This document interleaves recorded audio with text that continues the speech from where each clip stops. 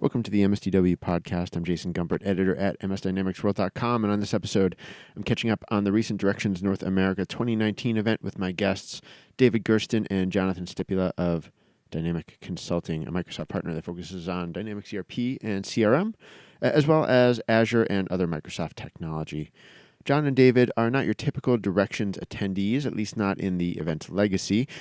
Neither one is a longtime NAV partner, but things are changing, and with more GP-focused partners taking an interest and a broader range of Microsoft partners overall looking into the Business Central opportunity, this was a good opportunity for us to catch up. On this episode, we recap the event, including Microsoft's presence, the chatter among attendees about buying and selling partner businesses, Business Central momentum as a product, and how competing products are targeting Microsoft's SMB lineup. Okay, well, hello to both of you on the line. We have David Gersten and Jonathan Stypula from Dynamic Consulting. Hey guys, welcome. Hey, Jason. How's it going? Pretty well. For those of our listeners who maybe don't know the two of you, could you tell us a little more about who you are? John, do you want to start? Yeah, sure. I'm John Stypula and president at Dynamic Consulting. We're an enterprise ERP and CRM partner that's moving into the SMB space recently. We do a lot of, we were based kind of on finance and operations and AX kind of in the previous days, which I'll probably continue to call it AX for the whole podcast, if that's all right. But Microsoft obviously made it clear where we needed to focus on. So we've been in Power BI and Power Apps and Azure and Azure Logic apps and all the fun little gadgets and gadgets over the last couple of years. And then recently, we brought David on board as we grew our GP and Business Central focus. And David, you want to give a little background on yourself? Yeah, thanks, Jason. Thanks, John. David Gersten. I am the practice manager for our mid-market ERP practice here at Dynamic Consulting. That basically means GP, NAV, and Business Central fall under my arms. Doing a dance a lot with our Dynamics 365 CRM practice manager as well, and the rest of our business staff team. I came on board after spending about 6 to 7 years in the GP space, as well as about 24 months now in the Business Central, Project Madeira, Business and Finance, Business Edition, whatever you want to call it, space.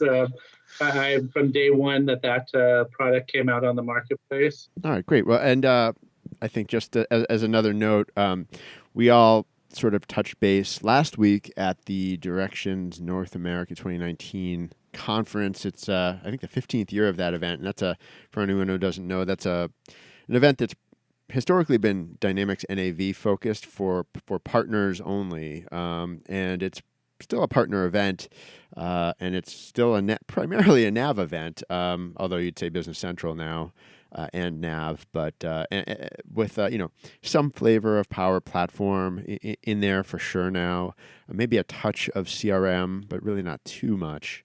So yeah, and when we met up there, we started chatting, and I think it was just sort of in passing on one of the middle days of the event. But I mean, there's so much so much stuff to think about, both tactical and strategic, and sort of big picture versus small low levels that I thought I wanted to sort of go back and debrief a little on the event, and I thought you two would be perfect to be the ones to help me do that. So thanks for being here. Oh yeah, John, your first Directions. Yeah, definitely. I mean, I'm been to a lot of dynamic community summits and focuses. I've been to convergences and tech conferences and Power Apps things and commercial, Microsoft partner events, Inspire.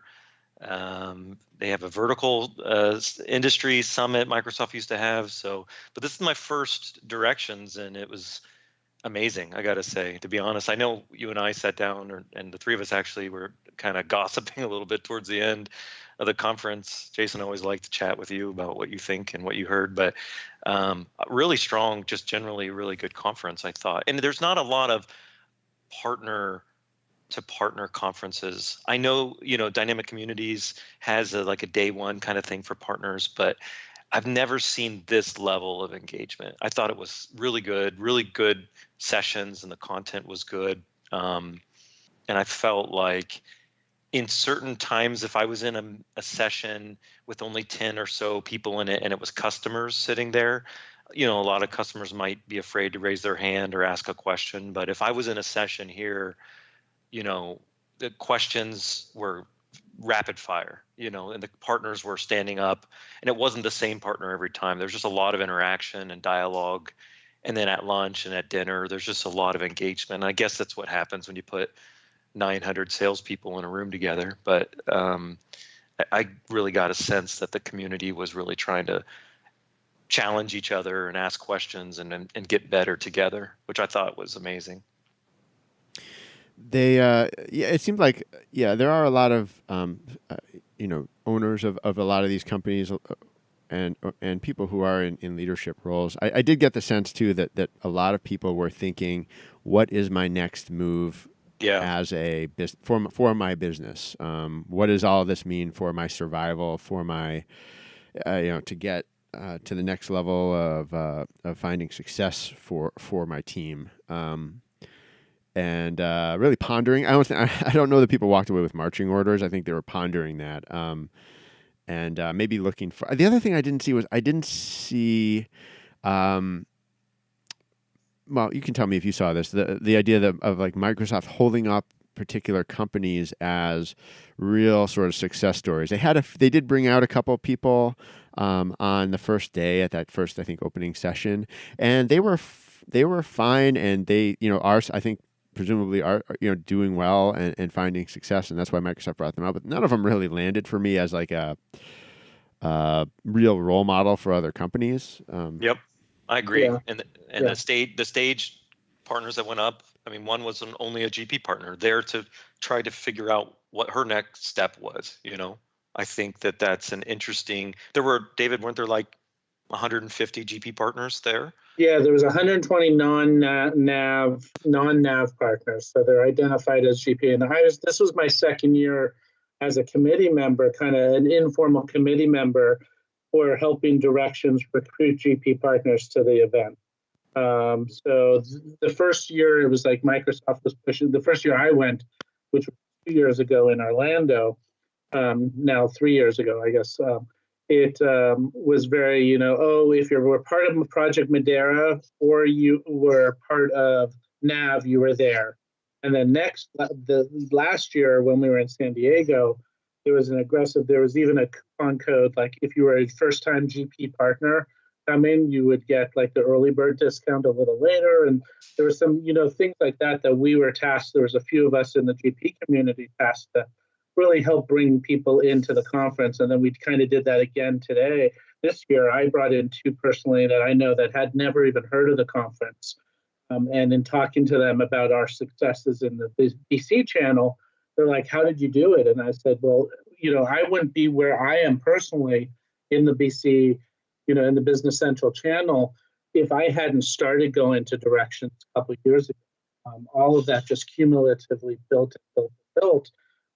But I'll tell you, to address the part, there is, I personally don't think there are you could probably count them on one hand of how many partners are quote unquote very successful. We're all dabbling our toes, putting our neck out there and want to be. So I don't think there is right now yet. We're probably 12 months away from having that superstar stand up and be that all incumbency perfect partner for Business Central. And I think, David, and Jason, I think one of the themes I saw, I don't know if you saw, but it still feels like Business Central is two products, maybe. It seemed like there were some sessions there about, how to add a customer a day and how to add a customer with 5 hours of service. And that was like positioning Business Central as a QuickBooks replacement, doesn't need any services, basically quick start package, get them on their way with their 5 users and then move on, like the volume play. And then there was Business Central as the NAV heir apparent, and you're going to implement it with a 3,500 hour delivery package. And it's the same BC you're selling, but it seemed two kind of business models. And I think maybe some of the partners are still trying to figure out which partner they are. And I don't know, maybe even Microsoft's still trying to figure out what BC is to some extent. Yeah, that's very interesting.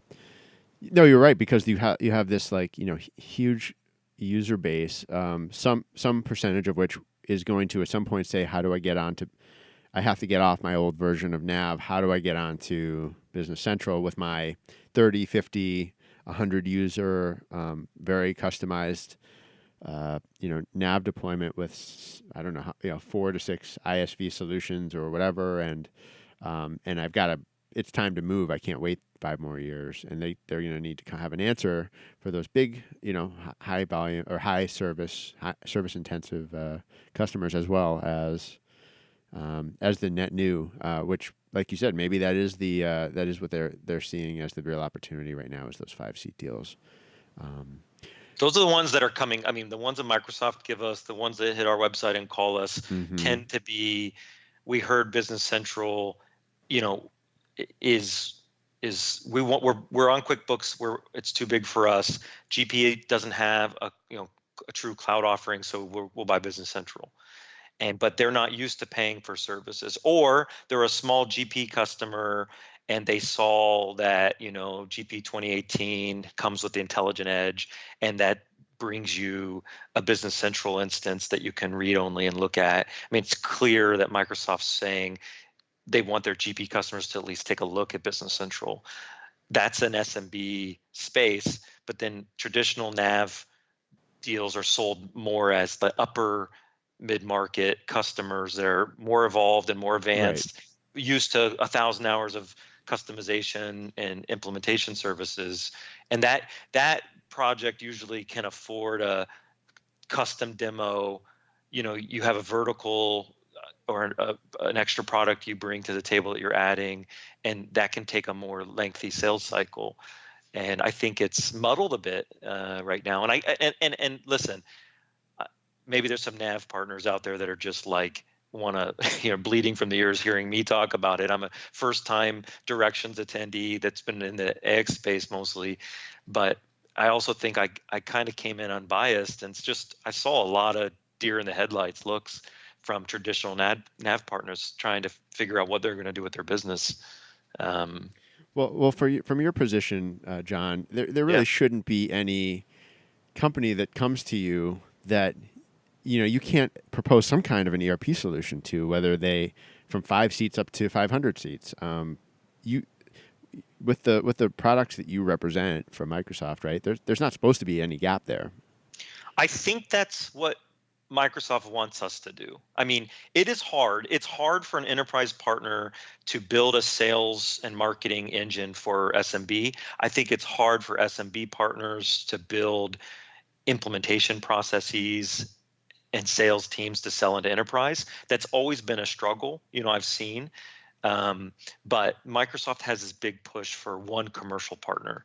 And their thought is that the Dynamics partner can really get to know the customer, know what their business workloads are, know that their pain points in their business.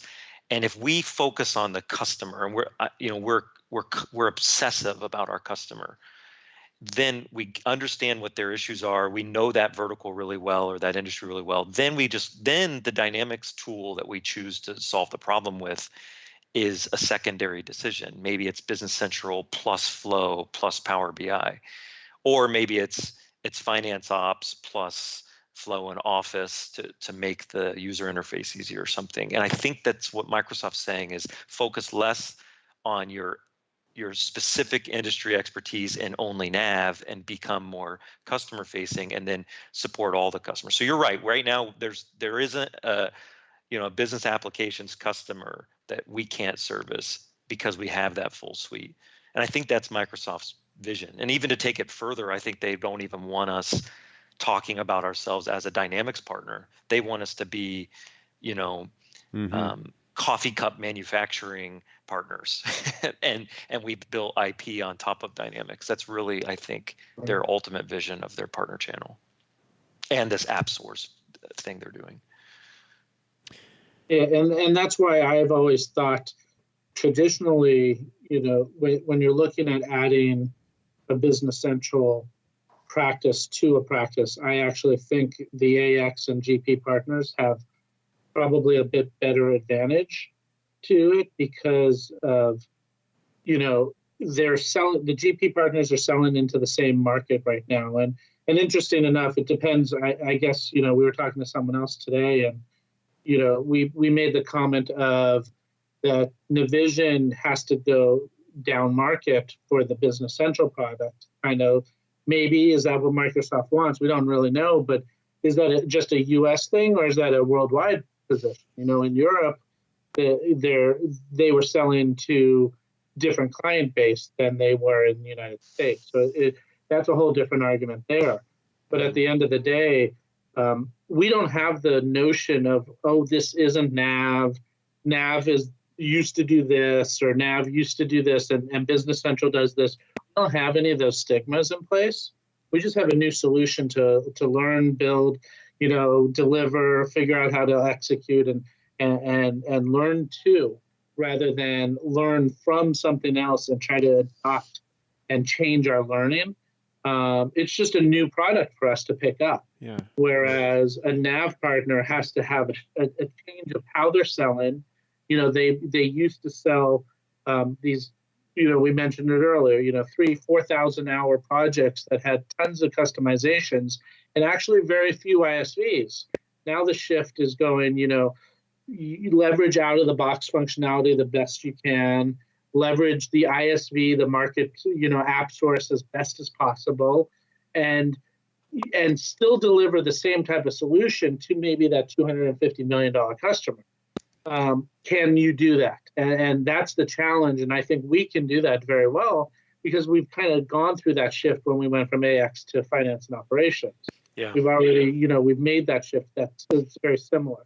So, and a lot of partners have. I mean, I'm not going to say we're on a pedestal, and it's not that the NAV partners can't. I can just tell when we were talking about writing code as extensions, not as overlaid, code management through Azure, DevOps, co-selling with Office and Power BI as a bundled play, moving from perpetual single sale to subscription and all the contracts that are related to that, managing support with Microsoft and subscription where you don't have access to SQL. These are all things that I think the CRM partner learned a long time ago, going to CRM Online to some extent, but really we all cut our teeth in AX in 2016, 2015, moving from Project Rainier to AX Online to now D365 F&O. And Mike Ehrenberg, I think I heard him say it 3 different times that they were really using the F&O partner and approach to kind of learn a bit, and they think that they'll be quicker and they won't make as many mistakes, but certainly there's going to be a learning curve as NAV partners move their business model and their skill set into BC. So certainly exciting time, but I definitely saw a lot of trepidation from the existing NAV partners out there. Yeah, I mean, to bring it back to a point I was kind of hinting at earlier, and you just talked about, which was maybe early on CRM partners moving to the cloud. It's not the same thing, but I remember Microsoft looking very closely at who could do it successfully and who could who could turn over projects very, very quickly. Yep. With package deals. And I remember, and it's not the same same leadership now, so they won't approach exactly the same way. But I remember them sort of bringing out like some of the smallest, most nimble partners who were sort of doing things differently than the legacy partners, and Microsoft saying, watch them, they're doing it right, and try to be more like them. And if you're not creating a plan like that, then you're going to have trouble over the next 4 years. And I mean, to an extent, that was basically correct. I think most vendors who you still see in that space are did do that, either by acquiring someone or by just changing their own practices, but one way or another, Yeah. it sort of I worked. mean, It sort of worked itself out. AX40 days, we probably had 2 or 3 developers to every functional consultant. Nowadays, it's probably the other. We have Wow, yeah. 3 or 4 functional consultants keep 1 developer busy. I mean, Microsoft, the pace of change and the product simplicity, the tools they've put in place for data migration, for upgrades, for data management, and just everything is increasingly getting easier. And we become more solution advisors and consultants and architects than custom dev. And it didn't seem like, and I again, I'm maybe talking out of school, but from the I had some private conversations with some NAV partners. It didn't seem like those companies I talked to were built that way yet. Not that they can't get there, because we all did, but even I talked to a GP partner that was there to buy a NAV partner, because they said, hey, look, we're here to prepare for the future. We think we need a NAV partner so we can implement BC. And they actually changed their mind and said, we may not be looking at a NAV partner now, because independently they were hearing the same kind of concern that the NAV partner is going to be able to retool in time, and they go ahead. There was I just wanted to note an interesting article that we published, I think on just a couple of days ago this week, by a sort of a veteran NAV consultant and developer named Hannes Holst. He's written several articles for us, really insightful stuff, kind of from an independent consultant and developer perspective. And his point in his last article was he's very concerned that transition from NAV to Business Central for development, Cal and Seaside to AL and Visual Studio Code, won't translate very well. And so, yes, you can retrain. It's not impossible by any means. It's just a new skill. It's a new set of knowledge, but that you can't really it's not like they're just going to continue to do what they did as NAV developers. They really will have to retrain. Almost, perhaps you could. I didn't ask him this. This would be an interesting follow up. But how much advantage will veteran NAV developers have over a GP developer who just wants to learn a new language? And because AL is its own language, it's not C# and it's not Java. So it's like sort of learning a whole, and it has some. It's more robust in Visual Studio Code, but it's also not as bespoke, and sort of it doesn't embrace the product the way I guess Cal did. Well, I was having lunch with a GP developer who is apparently doing exactly what you said, learning the AL side, and literally was like, "Oh my gosh, it takes 5 lines of code. It's easy."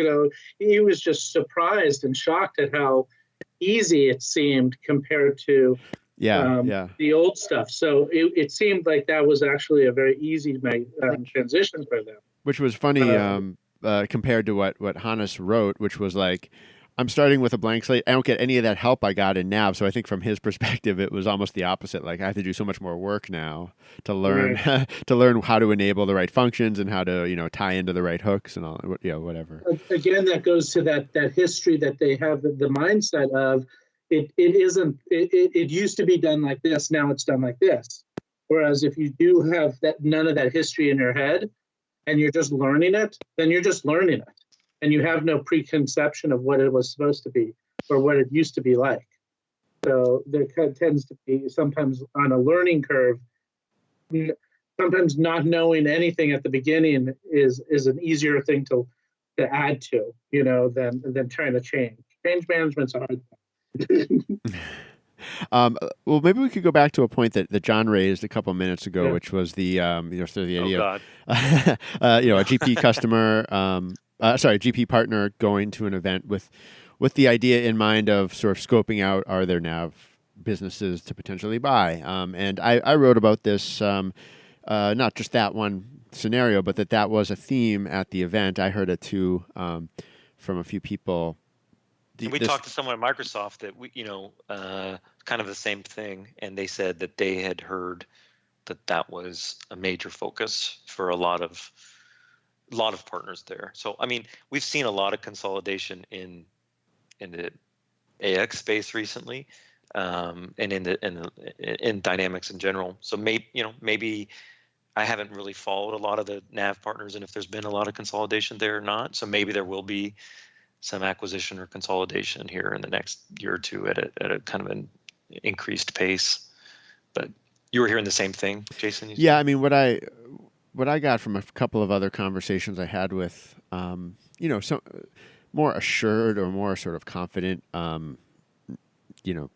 NAV consultants, veterans, but people who feel pretty confident in, who have been sort of ahead of the curve, if you will, on what's happening with Business Central, not only the technology, but how to sell it and how to hopefully they hope build the business around it. But what they were telling me was they think that there are quite a few of these veteran NAV businesses out there where they're looking at the owners of some of these companies will be looking at their future and thinking, do I want to do this? Do I want to go through all this? And that the I guess the conventional wisdom is that no, there is this pool of partners out there who are going to be seriously considering selling. So, the thing I have to say though is I didn't talk to any of those people. At least none of them outed themselves to me as that's probably not surprisingly, but that's what's on their mind. So, in reality, I don't think I know those people as well. Those are the ones who, are less likely probably to talk to me as sort of a. You're the press, Jason. What right. are they going to do? Right. What do they want? Yeah, but I think I talked to a NAV partner that was, basically said, do I have it in me to retool and go down market and follow, the cheese that Microsoft just moved for me? Am I going to learn Office and am I going to learn Power Apps and Azure, or do I just keep, working in my current NAV practice, or do I merge or get bought by a larger firm that already has that in place? And the easy answer is to merge or get bought, I think. And I think that's probably what Microsoft wants. They want fewer partners. They want larger partners. It'd be easier for them to manage. So, I mean, I think it's in the Microsoft's eyes an advantage. I think that's a shame because those smaller focused partners really usually have great customer service and, have good employee retention. And so, those acquisitions disrupt the industry quite a bit. But long term, it's probably what Microsoft wants. Again, this one commercial partner idea. If these NAV partners aren't selling cloud and aren't selling Azure, in some metrics, Microsoft isn't even monitoring them. Certain competencies are falling away if you don't sell anything cloud, and certain internal use rights and other services and Microsoft co-selling services and partner management services are really based on growth and cloud growth. And I think it can be a daunting thing. If you're not on board, then I think there'll be some acquisition. And then on the flip side, I heard from some potential buyers, they just said, do I want to buy a company that's selling because they don't feel like their company's fit to be retooled? That's a lot of extra work to take a company through that process. And so it turned off a couple of buyers that I was talking to.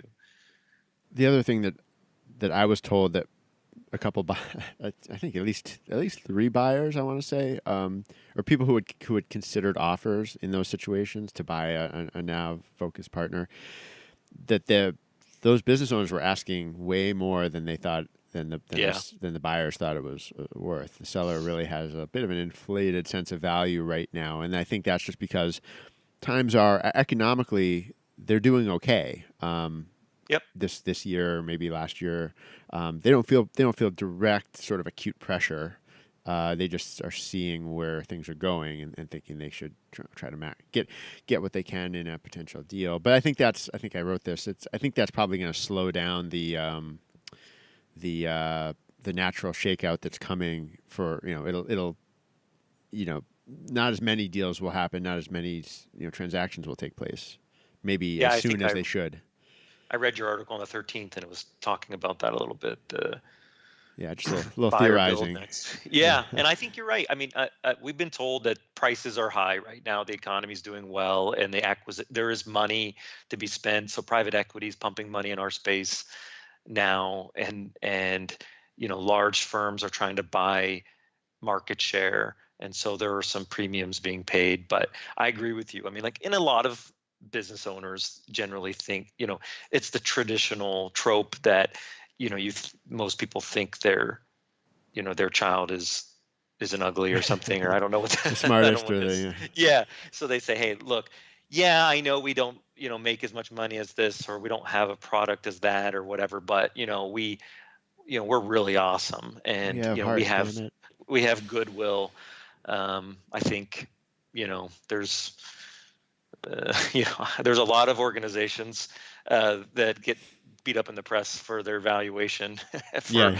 thinking they're worth a lot more. So I think it's pretty common. But yeah, I definitely think that's the case. Microsoft. I was in a conference once where Kirill Tatanov basically pulled like 20 of us aside and said, your companies aren't worth anything. I mean, like he was basically saying you need a better exit strategy than just thinking you're riding off into the sunset, because customers are fickle, and you think you've got, unless you have IP or reoccurring revenue, it's tough to say what these companies are worth. So I think it's a difficult situation to be in, for sure.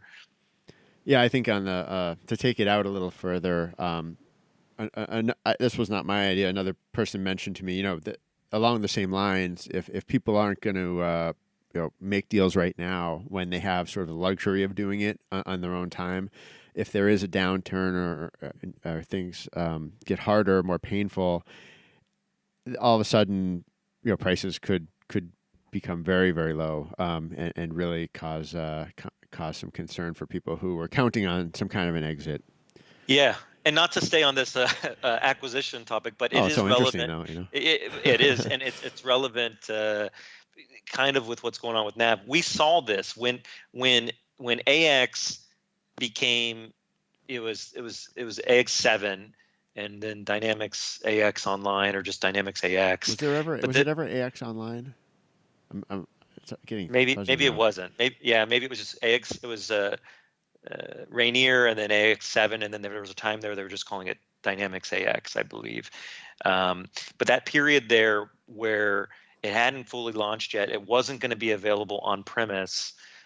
No one was buying 2012 because they knew new versions were coming, and there was like a year there, I think in 2016 timeframe, where nothing was really moving, and upgrades were on a standstill. No new stuff was being sold, really. And we saw a ton of low price consolidation because partners weren't making any money because the market kind of hiccuped while they waited. Right. I wonder, I don't know, but I wonder if that's happening now. Existing NAV customers are holding their breath, seeing if they should. BC's not quite ready yet with all the ISVs and everything aren't quite ready yet, and the product's not fully. I saw that Microsoft escalated their cycle, that they're going to be NAV parity almost a year sooner than they had originally announced. And I wonder, because they don't want that like limbo period to last too long, because it could really stifle those customers in that industry for a while. Yeah, I think they were trying to call that out, like you said, by October. By the October 2019 release wave, they'll have basically, they say everything that you can do. And I'm not here to have that debate, because I think at the, sort of a deep technical level, there's probably some things to debate over on that. But but yeah, no, I heard that too, and I think they were trying to make sure that message landed, that things were moving quickly and I guess in the right direction. I think they're also trying to say don't rule that out. Don't rule out Business Central for anybody. Look at every case on its own merits and see if it fits. Yep. They don't want sort of any sort of broad blanket to be cast across it. But I think at the same time they have to they should be concerned about competitors just trying to douse it before it even gets out of the gates.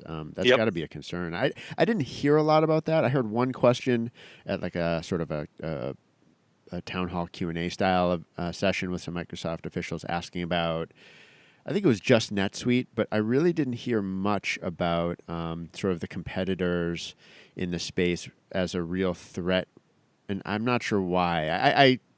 I'll just throw one theory out, but then get your input from both of you. I don't sense that NAV partners have ever been as either maybe they haven't faced as much competition directly from those other SMB ERP players in North America, or I don't know, maybe some other reason. But I've never heard as much from them as I've always heard from the GP channel, that they're always in battle mode. David? I think that comes down to, and I agree. I think it comes down to that mentality that Navision was not a mid-market solution. That they would be competing with even the larger players and more custom dev solutions rather than more of those packaged goods. I don't think it really fell into that list of packaged software opportunities. Where when you look at GP is definitely a packaged software. When you look at B1 or you look at Acumatica or any of these other solutions, they're packaged solutions. Now the key is what's born in the cloud versus not born in the cloud is a whole nother conversation. But at least I think we're going to see much more competition than we are, because it is kind of being driven down market. We're seeing a lot, I think, right, David? We're seeing a lot of competition for the existing GP customer. If we don't have a clear message for where they can go to the cloud easily and at the same price point, there's a lot of competition waiting in the wings for us to miss that messaging. And yeah, I think absolutely. And I think to some extent, I'll be a little critical here. I think maybe that did get missed a little bit. I think I see Microsoft revisiting the GP to Business Central upgrade feature set and solution. I guess in October it's going to be more features are going to be added, and I think that's a direct response to the fact that I think there was some competition out there saying, hey, look, BC's not ready, but you know what, Acumatica is, or Navision will give you this discount if you come from GP. And I think some of the competition was taking advantage of that to some extent. So, well, they just added they include now GP and NAV all over with as long as you're current on your enhancement plan, you can get a reduced migration SKU and stuff. Yeah. I think the key is, I was predominantly in a GP practice with a product amount, and it was very threatening, to the GP world. All of a sudden you're like, whoa, what are you doing to my space? And there was a lot of resistance for the GP partners. And to the point where, when 2018 R2 came out with Intelligent Edge, there were immediately blogs out there of how to turn off the Intelligent Edge tab, so that your customers didn't see what Intelligent Edge is. Now, there is some real reason why you want to do that, and I would recommend, it should be a managed Intelligent Edge experience for the GP customer. So that it stays within that same partner. They get to use it. They see the value of those, midterm type of benefits, the KPIs, the AI, insights to actions. There's a lot of great things, Power BI. But again, it's a threat to the GP space. Finally, now, with the acceleration of the development, this Intelligent Edge of these insights that are coming through, the cloud sync, it's actually going to be, they figured out a way to get historical information there and stuff. So no one's saying GP is going away. I mean, if anything, you should be grabbing those GP customers, nurturing them, taking care of them the best that you can, showing them what the value of going to, an Intelligent Edge, Cloud Sync, Business Central experience is for your upper management, so that they can review things in the cloud very easily. They can take advantage of all the things, the features in the Business Central read-only functionality, because eventually, who knows what the time frame is? Eventually, there's going to be write capabilities, and it's not just going to be read capabilities. And eventually, now you could easily transition them, and it's not moving them from GP. It's really just more of a, hey, now you're operating in the cloud, and it just happens to be called Business Central. There's less of a threat there. And meanwhile, while you're doing that, you're layering Office 365 over it. you're assisting with Power BI, you're building Power Apps, you're doing some flow, you're doing a bit more, and you're getting that customer that traditionally was an on-premises, SQL-based driven, hardcore server, legacy customer comfortable with being in the cloud. Because I'll tell you, the people traditionally weren't comfortable with putting financial stuff in the cloud, until you remind them that they've been using an ATM for a really long time and, their data has been in the cloud for a while. It's getting to those GP, legacy customers to understand the value of the feature set. Don't even call it Business Central. I mean, it's GP, Dynamics 365 GP, and you get to get all these cool KPIs and these really cool intelligent edge things. So I think that's partly because it was positioned very poorly. There was a threat. GP partners thought their product was no one, they weren't getting the love. And when I was doing my presentation on the adding BC to GP, I asked everyone to raise their hand in the room and asked how many, I had about 50 somewhat people in the room. And I said, how many of you are transacting Business Central right now? And there was like 5 or 10 maybe. And I asked how many people are not transacting Business Central, but are transacting another non-Microsoft product. And there was about 5 or 10 people there. And I asked them, why did they do that? And they said, because Business Central wasn't ready and my customers needed the cloud. And I think now we have to work on getting those partners back to really believe in Microsoft and really realize that it's not a transition of a product, it's a transition to the cloud. It happens to be called Business Central. And within a couple of years, you're going to be able to do, I firmly believe, I might be speaking out of line, but I'd say, a year to 18 months from now, you're going to be able to base anything you can do in GP, you should be able to do in the Business Central. And I'm holding air quotes because you can call it whatever you want to call it. It's a different SKU. It's a different delivery method. I would hope one of the things that gives GP partners and customers some faith is the fact that, you see so many of the same people who have built and developed GP over the years are now the ones making product management decisions over Business Central. I've always felt that was one of the best sort of transitional decisions that Microsoft made to kind of bring those teams together. And I think they'd always done some not interoperability, but they've collaborated before between the teams in Fargo and in Copenhagen. But now it's like the people with the deep GP knowledge are actually pushing Business Central ahead to round it out. That's got to be a good sign. Oh, and it actually sets a familiarity. I've been in the GP space for 6+ years, and there's people that have been in there for 20 years. But when you see Pam Johnson, you see Jody Christensen, you see Teresa Nestler, and you see these Chad Soji, you see all these players that have been in the GP space for a long time. You can be very cynical and go, well, now they're over there. No, you could be very optimistical, like you're saying, Jason. It's a huge value to have this continuation of these same people that really understand what our customers have needed for so many years are now applying that to the solution. And you're actually seeing that in feature and functionality. I mean, that's the key, that's some of the changes in Business Central where it's actually different than NAV because they're GPizing, they're Americanizing, whatever you want to call it, but they're putting debits and credits in the right way.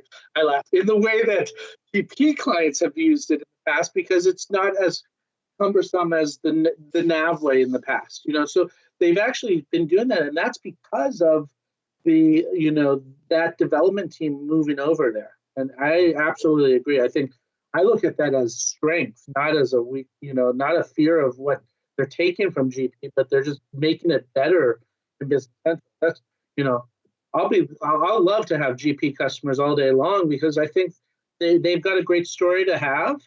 And as long as you take care of them, there's going to be a home for them at some point. There's a home today and there's going to be a home from them tomorrow and 5 years from now, 10 years from now. And for us, we get that opportunity to do either Business Central or finance and operations. which is really great because we have the whole stack. Yeah, because 1 out of 20 of those customers might be interested in finance ops, and I think that's where you can take a partner like us who knows the business already, knows the people, they know our quality of work, but they don't have to go shop for another partner if they want to grow up into finance ops and use or the CE platform and field service or something like that. I think there's a lot of benefit there with a Your estimate is maybe like 1 out of 20 GP customers today could be a candidate for F&O as opposed to staying on GP or Business Central.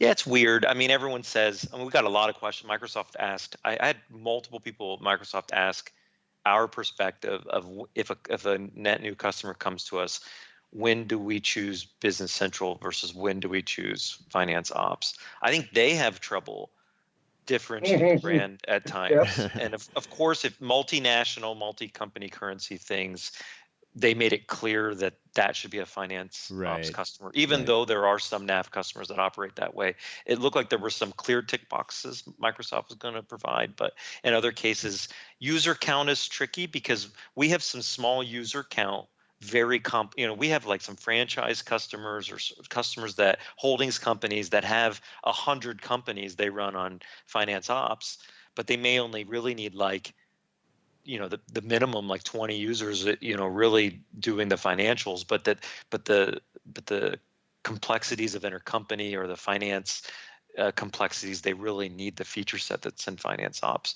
And then vice versa, you may have 500 users that Business Central is a good fit for, and why do they need to go to the complexity of finance ops? So I think it's hard to say exactly a clear line, but yeah, we do see there are several GP customers that are either on a growth pattern or their business got complex, and there's some real burden of running multi-company and GP or something, and finance ops solves that for them. So. Yeah.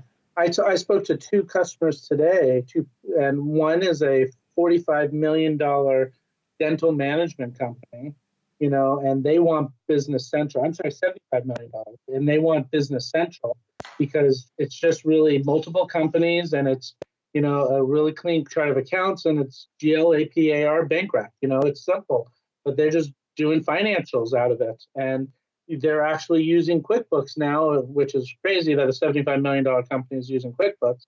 But Business Central is a great thing. So, but they're in the higher threshold of dollars.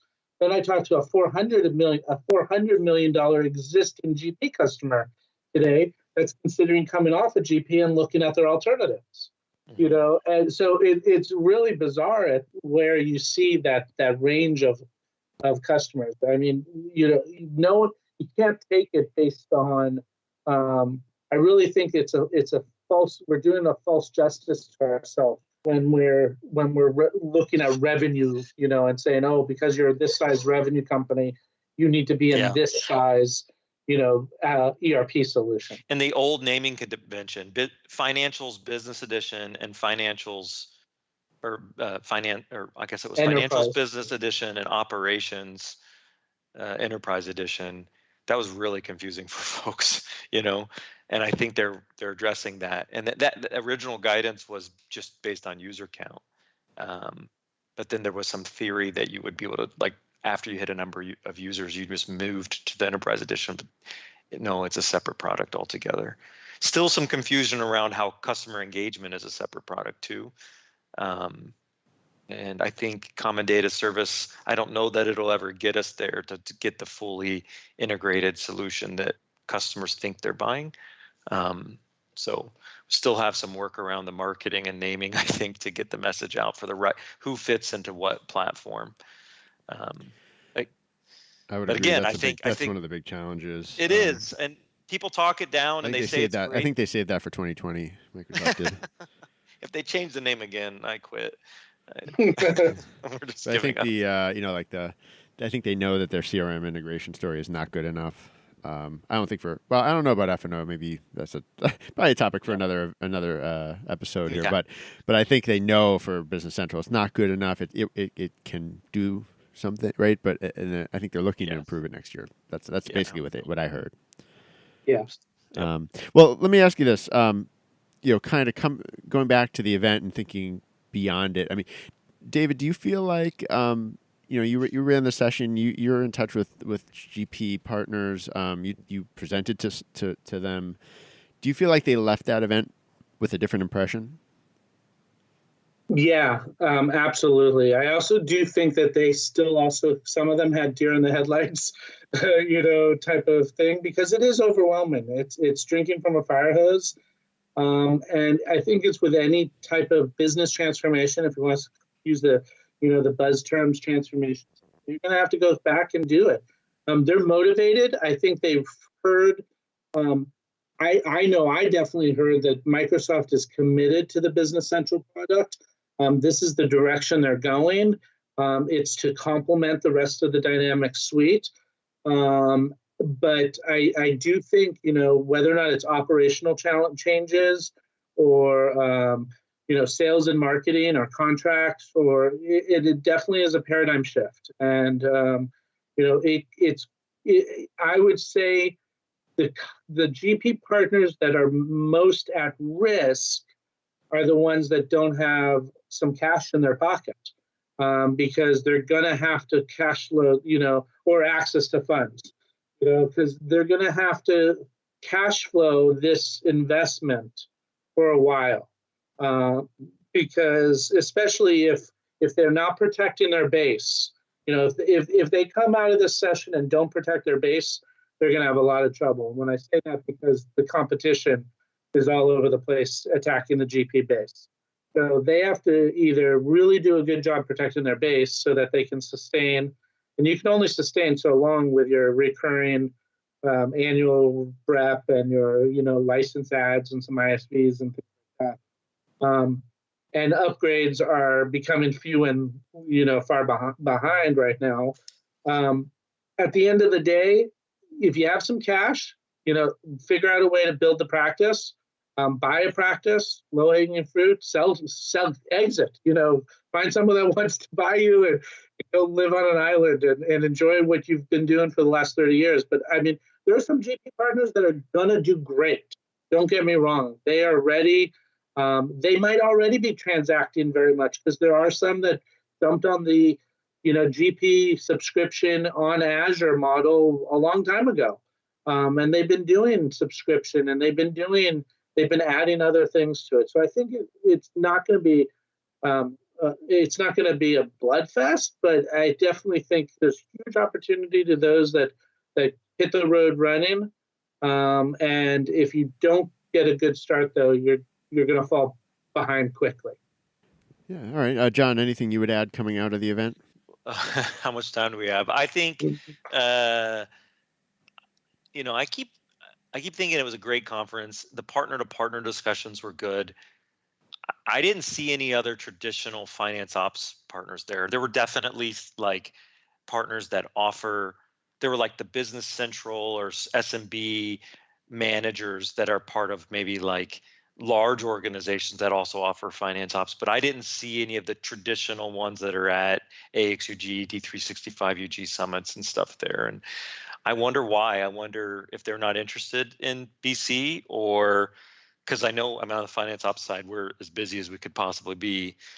So maybe they didn't have the time for the conference, but I got a lot out of it. I shared a lot about what we've been through, and I'd like to see, there were a few CRM sessions there, and maybe there were some NAV partners there interested to understand what was going on there. But I would love to see a few more finance ops partners come and participate and discuss kind of their experiences. I think there could be a lot to learn there, and I'm going to maybe petition to the directions board that I help host one or something like that, because I think I got a ton out of it, and I shared a lot too, which is always rewarding. So I'd like to see more of that maybe. Excellent. Well, guys, thank you both so much for taking the time. So it is always fun chatting and sort of comparing notes on things like this. We'll have to do it again after another event sometime soon. So David, John, I appreciate it. Thanks for being here. Thanks, no problem. Thanks, Jason. Thanks so much. This has been another episode of the MSDW podcast. My thanks to John Stypula and David Gersten for joining me today. If If you have any comments or want to get in touch, please reach out by email, jgumpert@msdynamicsworld.com. Until next time, this is MS Dynamics World signing off.